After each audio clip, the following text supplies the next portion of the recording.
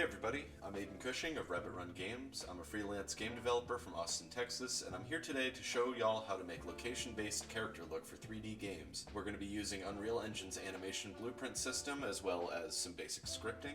I have almost no experience with the animation system, and this was a super intimidating challenge for me at first, so I'll do my best to keep this explanation as simple as possible.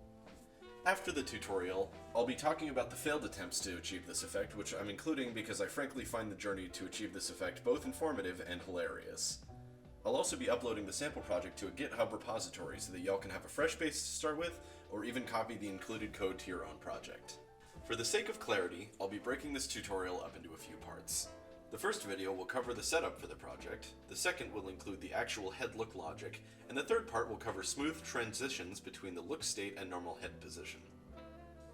I'll also be uploading a tutorial for switching between overlapping target points once I figure that out. For this tutorial, we're going to utilize the third-person template included in Unreal 4.25.1, as well as a custom blueprint class we're going to call BP Look Target.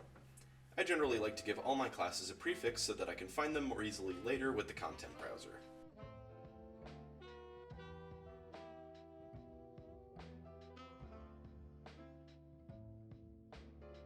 BP Look Target will be very simple to make, as all it consists of is a small sphere, which I'll leave visible for the purpose of the tutorial.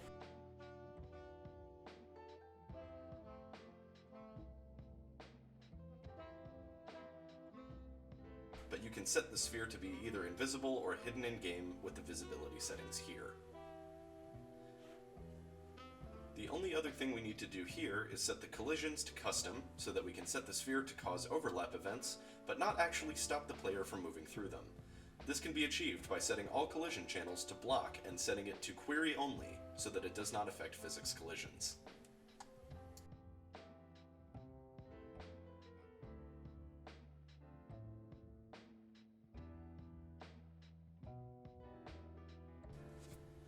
Moving on to the player logic, we're going to create a new collider inside the third-person player blueprint. This new collider will be a sphere of radius 200 with similar collision settings to the look target so that the new collider doesn't trigger any overlaps we don't want it to.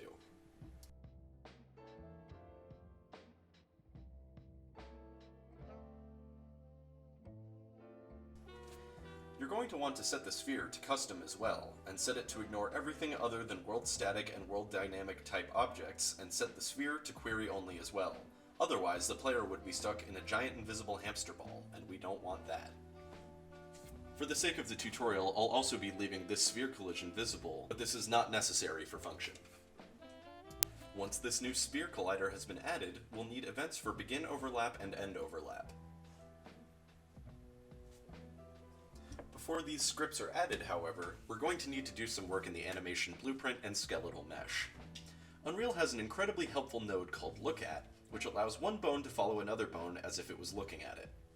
Thankfully, this node also allows the bone to look at virtual bones. We're going to create a virtual bone in the character skeleton, which we'll be using as the waypoint for the head to look at. In the skeletal mesh, we're going to right-click on the bottom bone and create a new virtual bone. With this new bone created, we can move on to the look logic.